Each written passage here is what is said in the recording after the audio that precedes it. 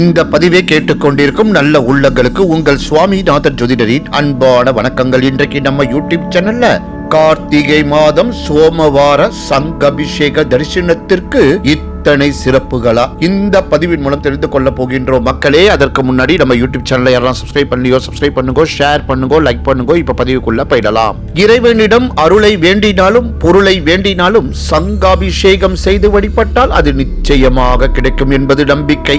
வலம்புரி சங்குகளை தேர்வு செய்து அவற்றில் புனித நீர்கள் நிரப்பப்பட்டு அதை கங்கை நீராக கருதி சிவனுக்கு அபிஷேகம் செய்வார்கள். சங்காபிஷேகம் செய்து வழிபட்டால் பிறப்பு இறப்பு சக்கரத்தில் இருந்து விடுபட்டு முக்தி என்னும் பேரின்பத்தை அடைய முடியும். சிவனை வழிபடுவதற்கு மிகவும் ஏற்ற கிழமை திங்கள். இதனாலேயே சோமவார தரிசனம், சோமவார விரதம், சோமவார பிரதோஷம் ஆகியவை மிகவும் உயர்வானதாக கருதப்படுகின்றது. அதிலும் சிவபெருமான் ஜோதி வடிவாக காட்சி தந்த தீபங்களின் மாதமாக கார்த்திகை மாதத்தில் வரும் சோமவாரத்தில் சிவனை வழிபடுவது அனைத்து விதமான பாவங்களையும் நீக்கிவிடும். சிவபெருமானை அபிஷேக பிரியர் என்பார்கள். சிவபெருமான் அக்னி பிளம்பாக காட்சி தருபவர்.